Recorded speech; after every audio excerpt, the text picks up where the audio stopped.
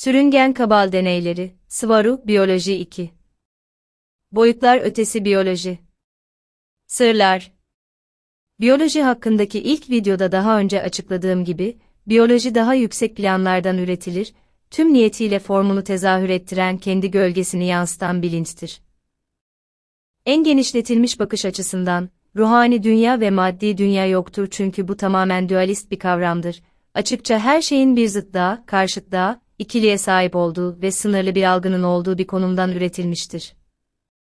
Yalnızca tek bir büyük tüm, bir birlik ya da izole kişiler olarak algıladığımız çoklu dikkat noktalarına sahip büyük bir bilinç vardır. Ancak hepsi birbirine bağlıdır ve büyük bütünü, orijinal kaynağı, büyük benliği oluşturur. Her bir kişi büyük tümün, kaynağın holografik bir parçasıdır. Holografik kelimesi Yunanca holos, tam ve grafos, yazılı kelimelerinden gelmektedir. Tam veya tamamen somutlaştırılmış, hiçbir şeyi dışarıda bırakmadan her şeyi kapsayan ve içeren bir şey anlamına gelir. Kelime genellikle optik holografi ile ilişkilidir. Hologram kelimesi buradan gelir, görüntünün 3 boyutlu olması ve tüm detayları içermesi nedeniyle eksiksiz olduğu kavramı. Orijinal kaynağın holografik bir parçası olan her bir kişi orijinalin tüm niteliklerine sahiptir çünkü kendi başına orijinaldir. Optik holografiyi kullanarak bir benzetme yapacak olursak, eğer bir hologramınız varsa ve onu ikiye bölerseniz, orijinalin iki yarısına sahip olmazsınız. Ancak orijinal olanla aynı, yalnızca yarı boyutta iki tam görüntüye sahip olursunuz. Daha sonra bunları tekrar 4'e, 8'e veya herhangi bir sayıda parçaya bölersek, her biri orijinalin tüm detayları ve tüm bilgileri dahil olmak üzere tüm görüntüye sahip olacaktır. Orijinal kaynağın holografik parçalarından başka bir şey olmayan ruhlarda olan da budur. Bir bilince ve bir ruha sahip olan her birimiz kendi başımıza orijinal kaynağız. Bu, orijinal kaynak ile aynı yaratıcı güçlere sahip olduğumuz anlamına gelir. Hepimiz yalnızca dünyamızı değil, kendi evrenimizi de yaratıyor ve onu kendi özel dikkat noktamızdan yorumluyoruz. Kendinizi sınırlı olarak algılamanıza ve yaşamınızda deneyimlediğiniz şeylerin dış etkenlerden veya unsurlardan kaynaklandığını varsaymanıza yol açan da bu dikkat noktasıdır. Ancak böyle düşünmek determinist bir şekilde düşünmektir. Defalarca tekrarladığım gibi, sizi sınırlayan tek şey sınırlı olduğunuz fikridir. Dış dünya dediğimiz şeyde meydana gelen her şey duyular aracılığıyla algılanır ve daha sonra beyin tarafından önceki kalıplar ve fikirler kullanılarak aldığımız mesajlara değer vermek için anlaşmalar şeklinde yorumlanır. Ancak her şey algı yorumdur ve bu nedenle bir bireyin dış gerçeklik olarak algıladığı her şeyin sonucu yalnızca daha önce sahip olduğu deneyimin ve değer sisteminin bir yansımasıdır. Bu yüzden kendi gerçekliğimizi yaratırız çünkü sadece bizi ilgilendiren, dikkatimizi en çok çeken şeyleri görür ve onlara odaklanırız, diğer her şeyi görmezden geliriz. Dikkatimizi en çok çeken şeyi her zaman daha fazla alacağız. Sonunda dış dünya dediğimiz şeyin kendi özel yorumumuzun dışında hiçbir şey yoktur. Ancak bu dış dünya sadece kendimizden daha fazlası değildir. İçimizin aynasıdır. İlk videoda da söylediğimiz gibi, Taygetan bilimi ve diğer pek çok ırk için maddeyi yaratan bilinçtir ve bu doğrudan biyoloji için de geçerlidir. Bu durumda, daha yüksek bir düzlemden daha düşük bir düzleme enerjik gölgesini yansıtan, bireyin bilinci ve özel niyetidir. Sabit dalgalar ve baskın frekanslar prensiplerini kullanarak ve kutsal geometri ve matematiğinin formlarına uyarak, daha düşük bir düzlemde gerekli bilgiyi DNA formunda maddeleştirir ve daha sonra orada kullanacak olan varlığı veya avatarı oluşturur. Eterik bir varoluşsal düzlemden başka bir, maddi, düzleme maddeleşme süreci de aynı sıfır noktası enerji prensibine tam olarak uymaktadır. Ancak tersine, yani enerji depolarizasyonunu sağlamak için eterik düzleme fiziksel taraftan erişmek yerine, enerjiyi duran dalgalar şeklinde kutuplaştırarak eterik taraftan yapılır ve bu da baskın frekanslar prensibiyle fiziksel tarafta bir etki yaratır. DNA'nın tek taraflı ya da tek düzlemli varoluşsal yapay değişimi, değiştirilmiş ama doğal bir oluşumun sonucu olmadığı için genetik olarak dengesiz bir beden oluşturur. Negatiflerin yapmaya çalıştığı şey budur. Bu yapay varlık, dediğimiz gibi, çoğunlukla kanserler, genetik ve otobağışıklık yetmezlikleri olmak üzere sağlık sorunlarıyla boğuşur. Aynı şekilde yapay olarak değiştirilmiş varlıklar, yeni yaratıldıklarında görünüşte genetik olarak baskın olsalar bile, birkaç nesil sonra yok olma eğilimindedirler. Bunun bir örneği Mısır ve diğer transgenik tahılların ilk başta doğal bitkilerin yerini alarak süper baskın olmaları, ancak birkaç yıl veya birkaç nesil sonra çürümeleridir. Genetiği değiştirilmiş bir bireyin DNA'sının karmaşıklığı arttıkça, kendi genleri arasındaki uyumsuzluktan kaynaklanan sorunlara sahip olma olasılığı da artar. Bunların değiştirilmiş bir grubu aynı birey içindeki başka bir grupla uyuşmaz ve ciddi sağlık sorunlarına yol açan bir uyumsuzluk yaratır. Sorunların ortaya çıkacağı ilk yer, yüksek genetik plastisiteleri nedeniyle sperm veya ovüllerde, dolayısıyla zigotlarda olacaktır.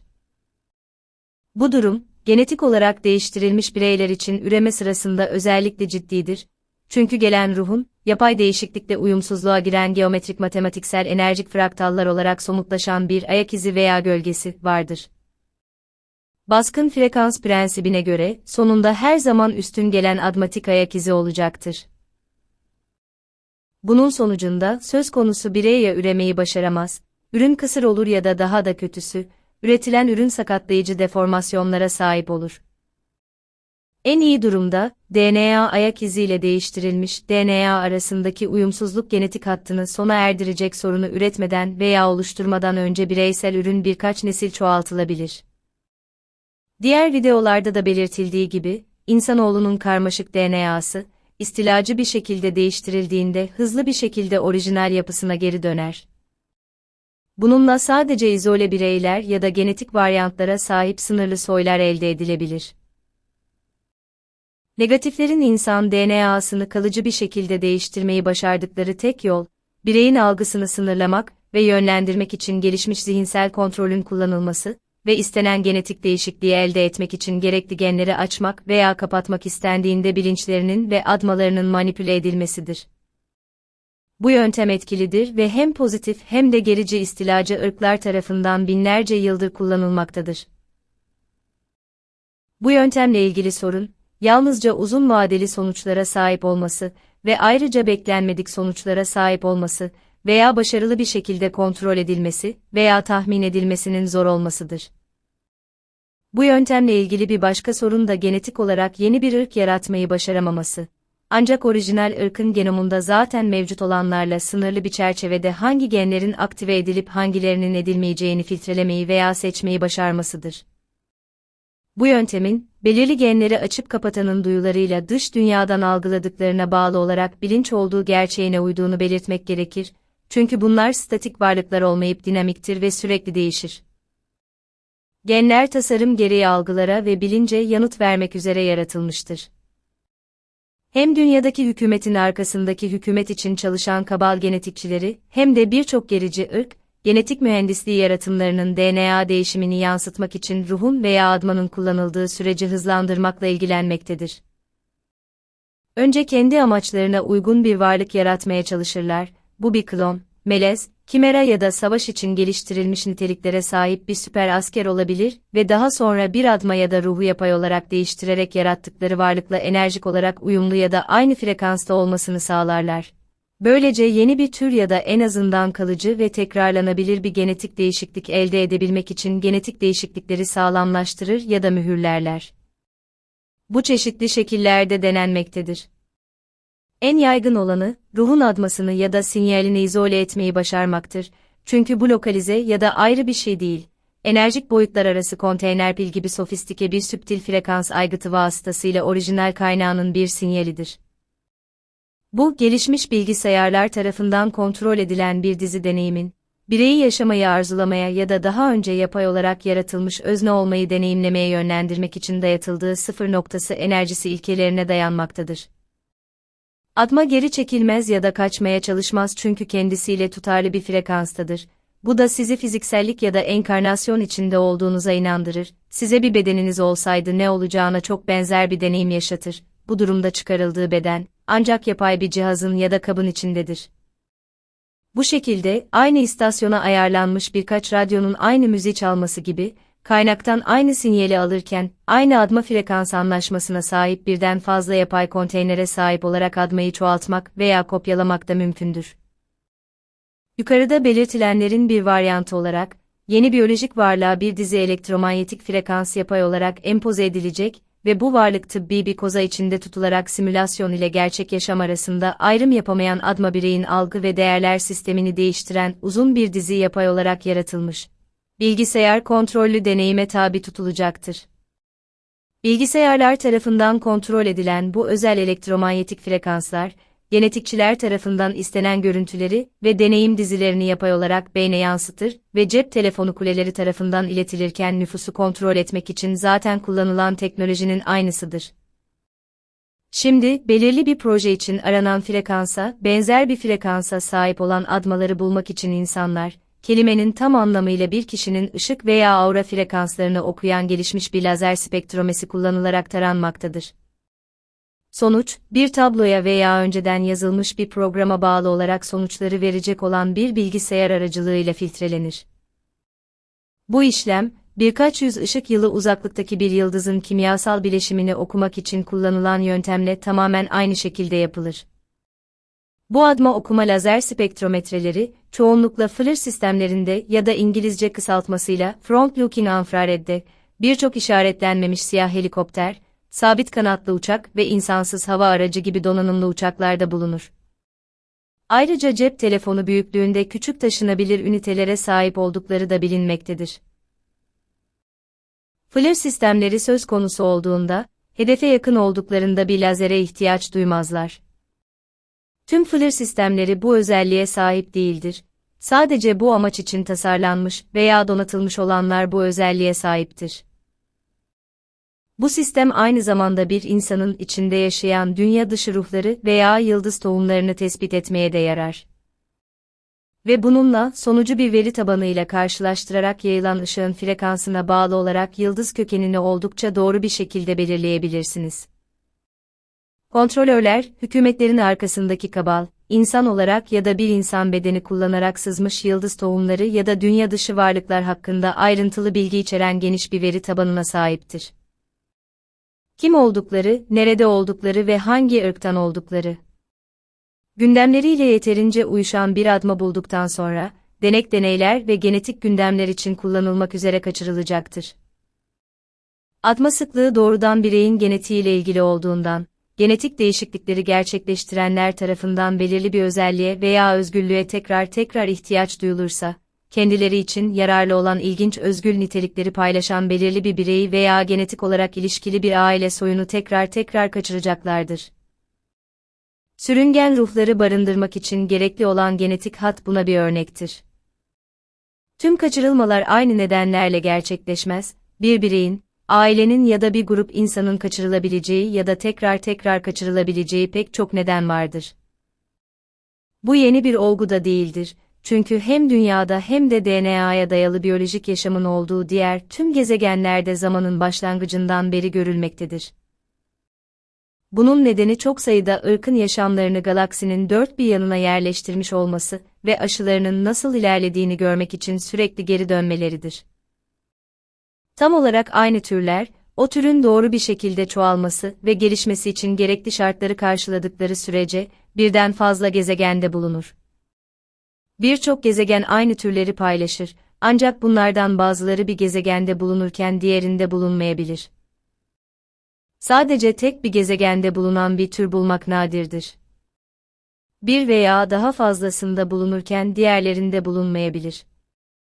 Bu türler, doğal kaynakların sömürülmesinden, sadece uyum içinde yeni dünyalar yaratmayı amaçlayan ya da sadece belirli bir türe, kendisini özgürce geliştirip sürdürebilmesi ve çoğu zaman yok olmaktan kurtarabilmesi için, ona uygun bir yaşam alanı sağlamaya çalışan tamamen özgeci olanlara kadar çeşitli gündemleri yerine getiren yıldızlar arası uçuş kapasitesine sahip daha gelişmiş diğer türler tarafından ekilir. Çoğu insan kaçırılmaları olumsuz bir şeyle ilişkilendirir. Ancak daha iyi bir isim bulamadığım için, orijinal olarak adlandıracağım kaçırılmalar her zaman olumludur. En çok insan kaçıran türlerden biri küçük dirilerin varyantlarıdır. Grilerin en az 165 farklı türünün kaydedilmiş olduğu ve bunların arasında sayısız alt türün bulunduğu anlaşılmalıdır. Çoğu botaniğe dayalı bir biyolojiye sahiptir, yani genetik açıdan bakıldığında bitkidirler. Ancak silikon temelli, insana benzer karbon temelli ve yapay robotik ve biyolojik robotik olanları da vardır ve bu son ikisi çoğunlukla gerici negatiflerin hizmetindedir. Bu iyiliksever küçük dirilerin gündeminde dünyadaki biyolojinin bakımı vardır ve genellikle bahçıvanlar olarak bilinirler. Birisi onlar tarafından kaçırıldığında, patavatsız ve çok düşüncesiz olmaları ve prosedürlerinde çok ani davranmaları nedeniyle kolayca negatif olanlarla karıştırılabilirler. Tek amaçları prosedürü çabucak sonlandırmak olduğu için çok mekanik davranırlar, çünkü aynı gece yapacak daha pek çok işleri vardır. Ancak negatiflerin hizmetindeki robotik griler ile karıştırılmamalıdırlar. Bunlar kendilerini yardımsever bahçıvanlar olarak göstermeye çalışmak için özel olarak tasarlanmıştır. En bilinen fark, pozitif bahçıvanlar her zaman yalnız çalışırken, robotiklerin genellikle insansı lab, mantis veya sürüngen olan başka bir ırkın onları denetlemesidir. Yaptıkları şey, diğer şeylerin yanı sıra, bir bedenin genetiğini, içindeki admanın ihtiyaç duyduğu şeye uygun olarak geri döndürmek veya onarmaktır. Böylece yaşam planını tatmin edici bir şekilde devam ettirebilir veya sonlandırabilir. Kemik iliğinin nükleer DNA'sını değiştirirler, böylece vücudun normal hücre çoğaltma ve yenileme sürecinin temeliyle tutarlı olan kök hücreleri Gardner'ların zaten sahip olduğu belirli bir frekansla tutarlı olacak şekilde üretebilirler. Tüm bunları tam olarak nasıl yaptıkları hassas bir konudur, çünkü negatif olanlar bunu uygulayabilir. Genetik olarak ve belirli bir frekansta, yumurtalıklardaki ve bir kadının bedenindeki hem nükleer hem de mitokondriyatik DNA'ya adapte edeceklerdir. Böylece gelecekteki kızının veya oğlunun gerekli frekansını ve genetiğini destekleyebilir, ki bunun kim ve nasıl olacağını zaten biliyorlar. Bu çoğunlukla bir insan annenin bir yıldız tohumu doğuracağı bir durumda olduğu gibi, ürün anneden daha yüksek admatik frekanstaysa, sabit bir kural olmamasına ve her duruma bağlı olmasına rağmen, bu hamilelikten onlarca yıl önce ya da hemen öncesinde gerçekleşebilir. Aynı şekilde babanın genetiğini de eterik düzlemde önceden planlanmış olana uygun olacak şekilde adapte edeceklerdir ve bu durumda bu onlarca yıl önce de gerçekleşebilir. Ayrıca bir ruhu artık kullanmayacak bir bedeni ya da doğum öncesinden itibaren kendi planlarıyla sağlıklı bir bedeni terk edecek ve başka bir admanın onu gezici bir şekilde kullanabilmesi için uyarlayacaklar. Çoğu zaman bir adma sadece belirli bir yaşa kadar yaşamak, sadece belirli deneyimler yaşamak ister. Çoğu zaman bir kaza ya da benzeri bir şeyle ayrılmayı ayarlarlar. Ancak diğer zamanlarda, diğer taraftan bir başkası kabul ederse, orijinal admanın yerine sağlıklı bir beden miras alabilirler. Ancak orijinal admanın anılarını korur, çünkü bu anılar fiziksel zihinde veya nöron ağında kalır ve aynı zamanda DNA'da bir sabit disk olarak yazılır. Anılar belirsizdir ve yeni adma kendisini hem önceki kişi hem de yeni kişi olarak hissedecektir, çünkü bir Volkin olarak girdiğini hatırlayabilir veya hatırlamayabilir. Negatiflerin insanların ruhlarının peşindeymiş gibi görünmelerinin nedeni, daha önce de söylediğimiz gibi, deneyleri yoluyla bedenlere verdikleri yapay değişiklikleri pekiştirmeye zorlamak için onları kullanmaları ve üzerlerinde deney yapmalarıdır. Bu, askeri kaçırmalarda ya da bilinen adıyla, MILAB'da her şeyden daha fazla olur. Olan şey, bahçıvanlar ya da bizim gibi diğer ırkların zaten mükemmelleştirdiği bu teknolojide ustalaşmaya çalışıyor olmalarıdır.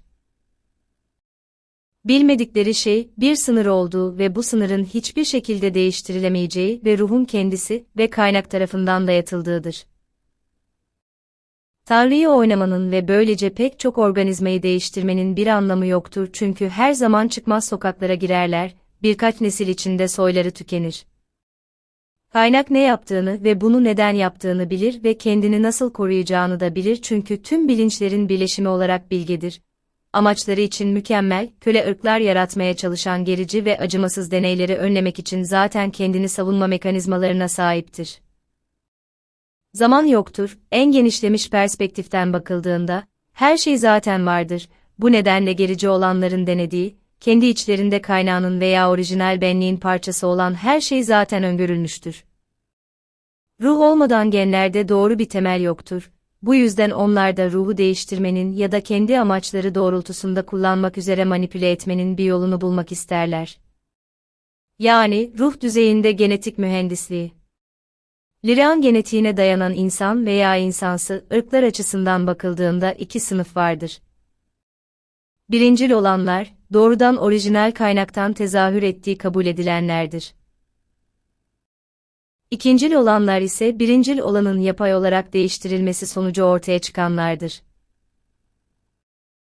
İnsanlar Liran kökenli olmakla birlikte genetik yapıları üçüncü yoğunlukla sınırlı olduğundan, ikincil ırk sınıflandırmasına girerler.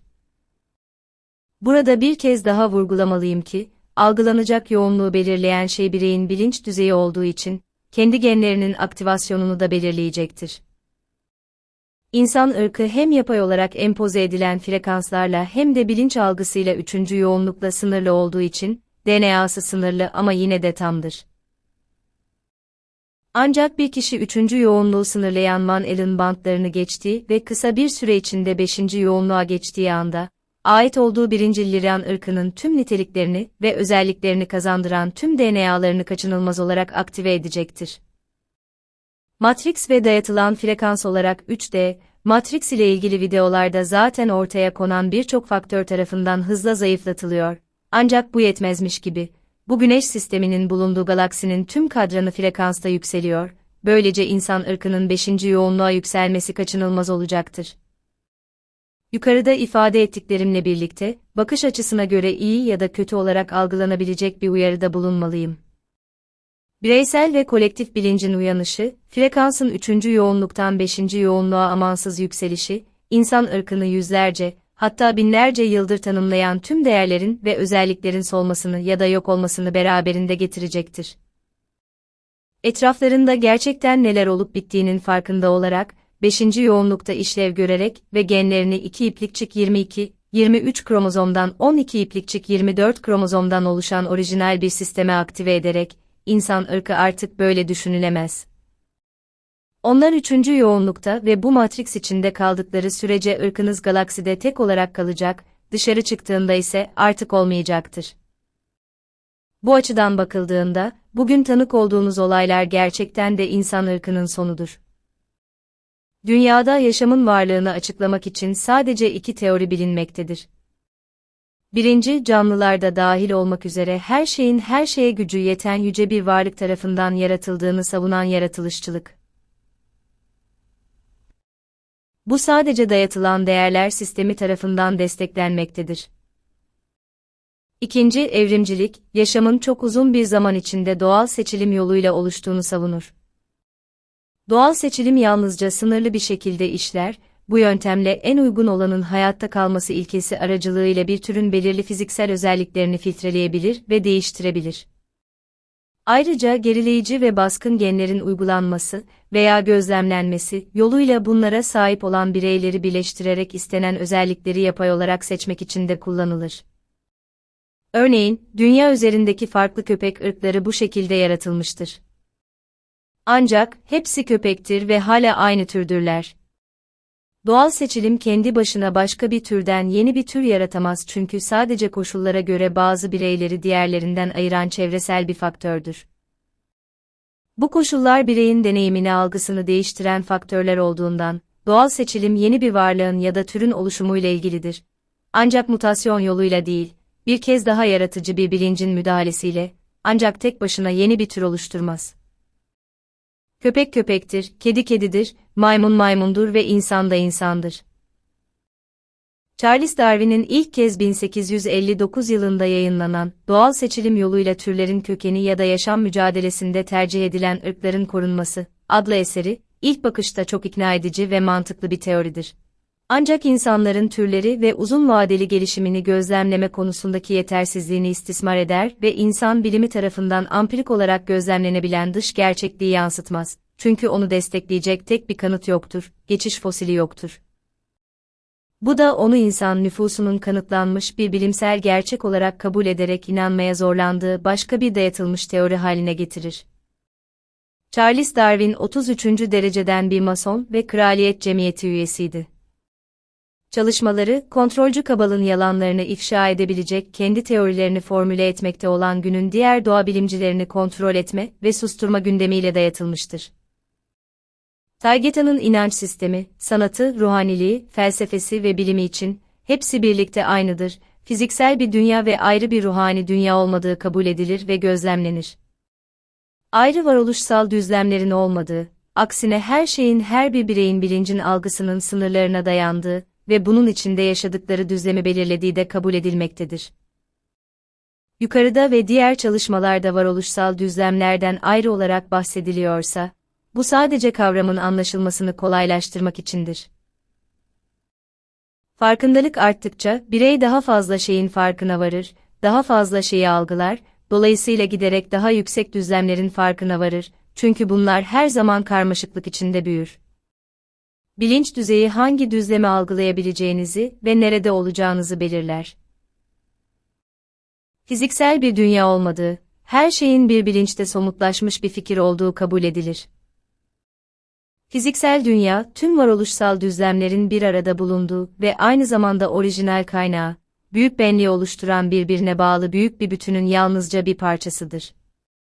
Görünüşte bireysel olan tüm bilinçler büyük benliğin holografik parçalarıdır ve kendi başlarına büyük benlik ya da kaynağın kendisidirler. Bunlar yalnızca dikkat noktaları ya da muazzam bir bilinç denizi içinde duran dalgaların düğümleri, dalgaların tepeleridir. Bilinçler, kendi içlerinde, bilinç denizinde, bir ve aynı, ayrılmaz oldukları halde, yalnızca kendi sonlu doğaları hakkında düşünen ve endişelenen dalgalardır. Her bir bilinç, kendi ruhsal evriminde ilerlerken ne olduğunu, her zaman ne olduğunu hatırlayarak en temelden en karmaşığa doğru akan bir akımdan başka bir şey değildir. Varoluşsal düzlemin seviyesi veya bilinç düzeyi arttıkça, zaman giderek daha plastik hale gelir. Zaman yalnızca sizi algılayan ve bir deneyim yaşamanız için harekete geçiren bilincin sonucudur. Taygeta'ya göre evrenin, her şeyin asla bir başlangıcı olmamıştır ve asla bir sonu olmayacaktır. O sadece ve her zaman olmuştur. Biyoloji, hayvanlar, bitkiler ve diğerleri bu bütünün ayrılmaz bir parçasıdır. Evrenin kendisinin ayrılmaz bir parçasıdır. Onlar, daha yüksek düzlemlerde giderek daha karmaşık hale gelen bir şeyin daha düşük bir düzlemdeki gölgesidir. Bütünün ne kadarını algılayabileceğimiz tamamen bilinç düzeyimize bağlıdır. İyi varlıklar ya da kötü varlıklar yoktur, hepsi aynı orijinal kaynağın, büyük benliğin ayrılmaz parçalarıdır.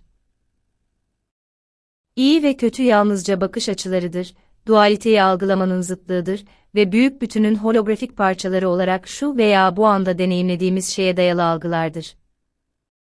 Bilinçte ilerledikçe başkalarını ve diğer her şeyi kendimizin bir parçası olarak dahil ettiğimiz ayrılık fikrini de çözeriz.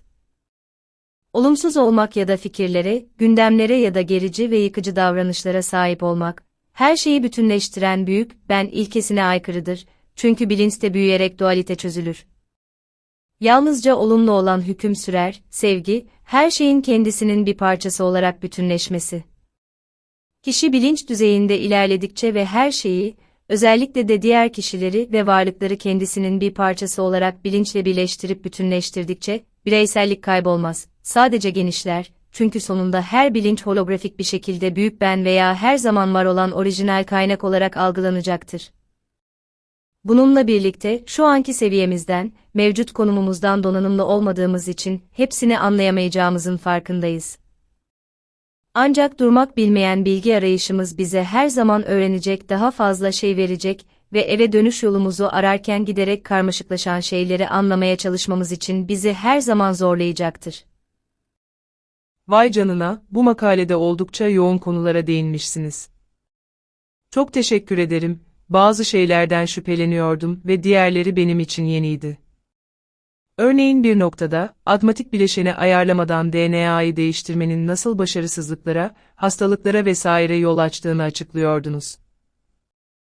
Acaba sürüngenler bu kadar çok hastalıkla dolu olan organizmamıza nasıl zarar vermiş olabilirler?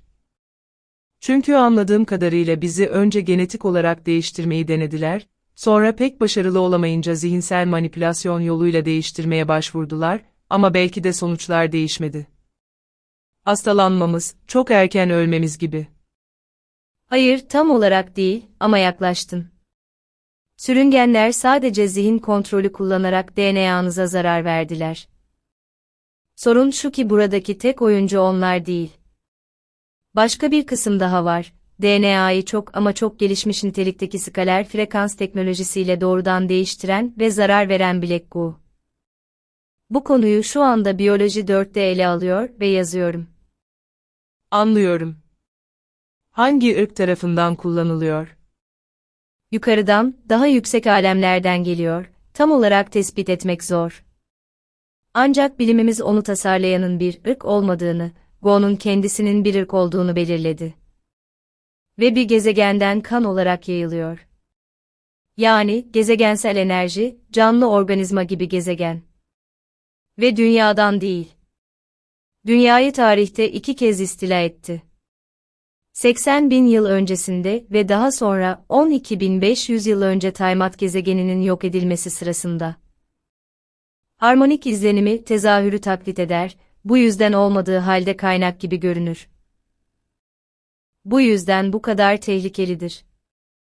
Peki eğer bunu makalenizde daha fazla açıklayacaksanız, şimdi bu konuda daha fazla soru sormayacağım. Evet, şu anda üzerinde çalışıyorum. Ben de tam olarak bunu yapıyorum. Peki, bahsettiğiniz bir sonraki konuya geçelim. Sadece DNA'nın kendisini değiştirmek işe yaramadığı için yeni bir ırk yaratmak için insanların admalarını ayırdıklarını söylediniz. Sormak istiyorum, bunu şu anda kim ve neden yapıyor? Ve hangi ırkı yaratmaya çalışıyorlar ve neden? Sürüngenler, Kingu, Naga Draco ve diğer Arktik ırklar.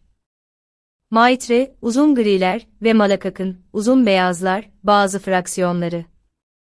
Neden mi? Tamamen sömürülebilir ve özgür iradesi olmayan bir ırk yaratmak için. İnsanlar onlar için o kadar da iyi değil çünkü birçoğu karşı koyuyor ve son zamanlarda birçoğu uyandı. Peki adma sinyalini izole ettiklerini ve onu bir tür kaba koyduklarını ve kişinin bedende olduğunu düşünmesi için ona sahte bir deneyim yaşattıklarını söylediniz. Bunun şu anda tüm ırkımızda zaten gerçekleşmediğini nasıl bilebiliriz? Öyle ya da böyle teyit edebilir misiniz? Şu anda sizin ırkınızın başına geliyor. Sorun da bu zaten. Ayrıca bu ruhların deneyimi, %100 sahte olan Matrix kullanılarak besleniyor. Evet, ama demek istediğim, bunun şu anda izole bireyleri olduğunu anlıyorum. Ama henüz hepimize toplu olarak gerçekleşmiyor. Bu yüzden bizi bu konuda uyarıyorsunuz. Doğru mu? Bu şekilde bakın, dünyada herkes 3D Matrix'in altındadır ve 3D Matrix de çok gerçek bir şekilde budur. Kontrollü duyusal algı programlaması. Ve o zaman bile daha derin bir seviye vardır. Yanlış deneyimin içinde yanlış bir deneyime sahip kapların içine hapsolmuş insanlar, daha derin bir seviyedir. Peki yani hepimiz konteynerlerde değiliz. Dünya üzerinde kaç kişi konteynerlerde yaşıyor? Tam olarak kaç kişi olduklarını bilemiyorum ama birkaç 100.000, hatta belki de 1 milyondan fazla kişiden bahsediyoruz. Kesin olarak bilemiyorum çünkü onlar yeraltının derinliklerinde, dumplardalar. Ama birkaç 100.000'den az değil. Yani bahsettiğimiz gerçek olmayan insanlardan hala farklılar mı? Hayır, hayır.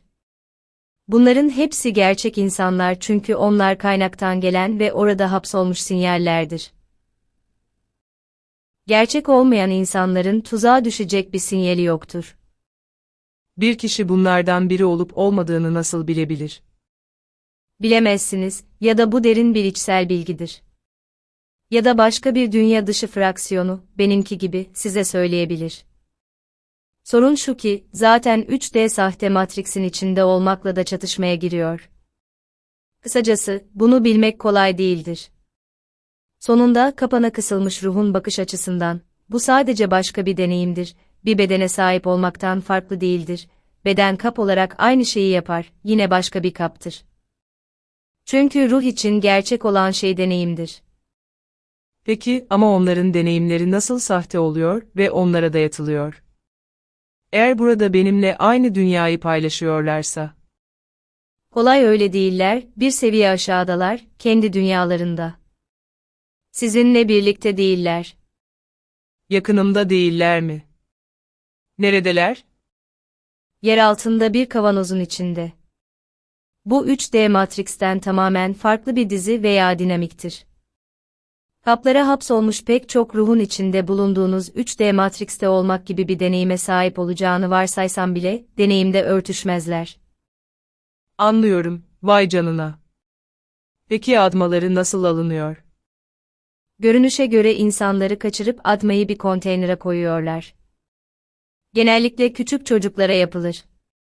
Çünkü onları programlamak daha kolaydır. Ama bu teknik olarak nasıl yapılabilir? Ruhunu bedenden çıkarmak gibi mi? Peki bedene ne oluyor?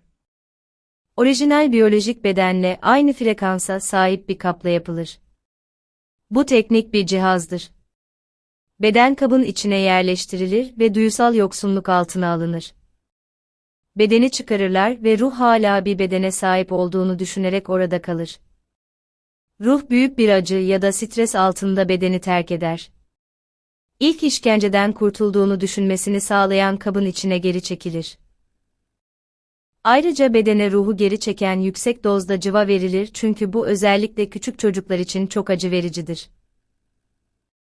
Küçük çocuklara yapılan aşılarda cıva bulunmasının nedeni de budur. Ruhlarını almak için. Tüm bunlar hakkında detaylı bilgiye sahibim. Yani temelde sadece geceleri normal uyku sırasında yapılamaz. Önce sizi fiziksel olarak oraya götürmeleri gerekir, değil mi? Doğru, önce sizi bir gemiye ya da bir yeraltı tesisine götürmeliler. Hala anlamıyorum. Eğer ruhları bir kabın içindeyse, nasıl oluyor da deneyimlerini yeni bir bedende ya da nasıl yaşıyorlar? Ve eğer ruhları bir kabın içindeyse nasıl? Özür dilerim, bunların hepsi benim için çok yeni. Frekansı işleyen teknolojik bir cihazdır. Ruha bir yaşamı olduğu fikrini verir, ancak ona deneyimi, görsel efektleri, sesleri ve diğer duyuları veren bir bilgisayardır. Sonuçta ortada bir beden yok, her şey enerjidir. Bu enerjiyi cihaz ile yönetiyorlar. Hepsi frekans yönetimi. Tıpkı sentetik telepatide olduğu gibi, görüntüleri empoze etmek için beyin dalgalarını izole ettiklerinde olduğu gibidir. Orijinal bedenleri yok mu edildi? Orijinal biyolojik bedenler ya içinde sürüngen ruhu olan kişiyi taklit etmek için kullanılır ya da basitçe tüketilir. Peki, vay canına. Kendimizi buna karşı korumanın bir yolu var mı? Evet, yüksek bir frekansa sahip olmak onları size yaklaşmaktan uzaklaştıracaktır. Başka bir yazımda da belirttiğim gibi, frekansınız ne kadar yüksekse onlar için o kadar radyoaktifsiniz demektir. Anlıyorum. İşte burada zorlanıyorum.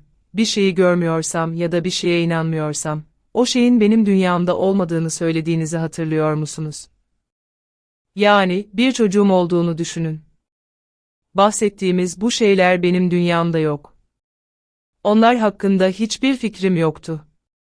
Onlar benim gerçekliğimde var olmadılar. Ama yine de çocuğum kaçırılıyor ve bu oluyor. Bunu nasıl açıklıyorsunuz? Daha önce inanmadığım ya da bilmediğim bir şey ne zaman benim dünyama girer? Çünkü şu ya da bu noktada, çoğunlukla bilinçaltı düzeyde ve doğumdan önce yaptığınız sözleşmeler nedeniyle gerçekliğinizin bir parçasıydı ya da öyleydi. Ve aynı zamanda, eğer bu sizin dünyanızda değilse, insanlar bu bilgiyi görseler bile başınıza gelmeyecektir. Çünkü onlara sadece kötü haberi vermiyoruz. Aynı zamanda kendilerini savunabileceklerini de söylüyoruz. Ayrıca bu, iki çelişkili şeyin doğru olduğu bir başka durumdur. Kişisel bir düzeyde, bu sizin dünyanızda değil, ama başka bir düzeyde, beğenin ya da beğenmeyin, bu dünyanın her yerinde 10 binlerce insanın başına gelen bu korkunç gerçeği görmezden gelemezsiniz. Tüm dünyada her yıl milyonlarca çocuk kayboluyor. Bu da beni soracağım bir sonraki soruya getiriyor. Dikkatimizi çekmek onu daha gerçek kılacaksa neden bu bilgiyi bizimle paylaşıyorsunuz? Çünkü tüm bunları durdurmanın tek yolu, kolektif olarak tüm bunlara hayır demenizdir. Kişisel düzeyde bile sizin hayır demeniz fazlasıyla yeterlidir. Tüm bilgilerimle asıl amacım insanları daha da güçlendirmek. Bu şeylerin kendi dünyalarında olmadığını ve olmadığını söyleyerek rahat olabilirler, ancak bu aynı zamanda realiteyi sürdürmek için bir deve kuşu yoludur. Biz Pleyadeslilerin olduğunu düşündükleri gibi tamamen sevgi ve ışık olamazsınız. Bizim silahlarımız ve kılıçlarımız vardır. Hepiniz ruhani olmayı ve gerçekliği akıllıca yönetmeyi öğrenmelisiniz.